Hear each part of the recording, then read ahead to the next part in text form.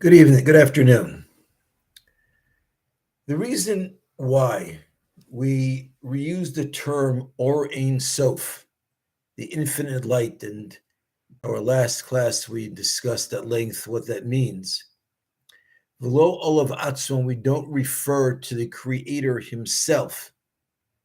That's because the Ma'atzil, the emanator, is not possible for us to understand on his own terms. And therefore, we can't really speak about the Creator himself or even to contemplate him. And therefore, he created this concept of Or, of light, specifically Or Ein Sof, the infinite light.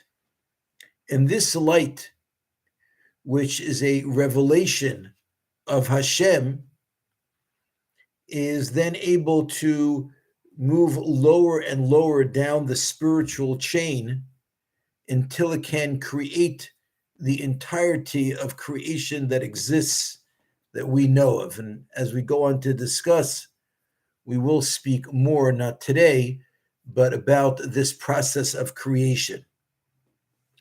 This Or Ein Sof, this infinite light, is really another way of expressing Hashem's deep-rooted will.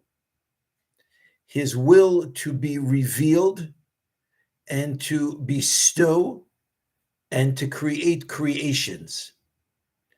The revelation of God's will to create and to bestow is called Or, is called light, because the entire concept of light is it gives the ability to see something else.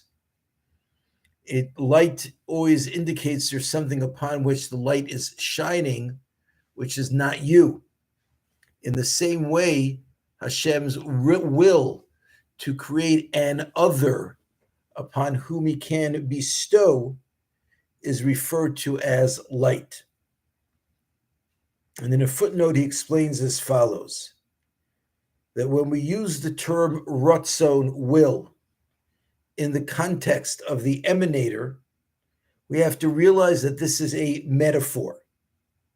Because even the idea of will in the context of the creator is not the same as will when we speak about human beings. But we use the term will in order to understand that it's referring to the beginning of the process of creation. Just like by a person, the desire to do something, the person's will, is ultimately the root of whatever a person does. So too, when we speak of the roots of God's process of creation, we use the term Ratzon, will, because those are the initial roots for creation coming about. And even though, again, it is a metaphor, but it's because we need some way to take these concepts which are beyond human comprehension and make them palatable to us. And just as we understand that we have a will which drives us, so too there is something in the context of the creator that drives the forces of creation. That force is what we refer to as Ratzon, as God's will.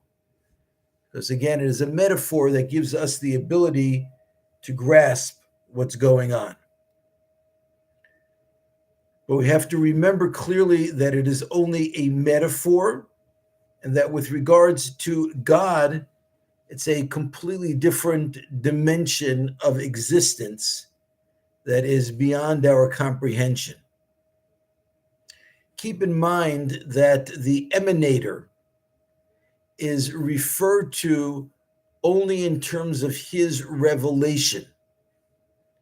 And therefore, since God chose to reveal himself to us through the means of this Or Ein Sof, that's why we call him or Ein Sof, infinite light.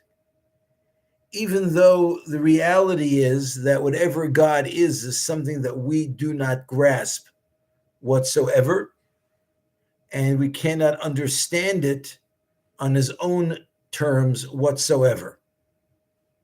So on the one hand, we can't grasp what God is. The other hand, he reveals himself through the Or Ein Sof, with which he is totally unified. And therefore, that's what we call him.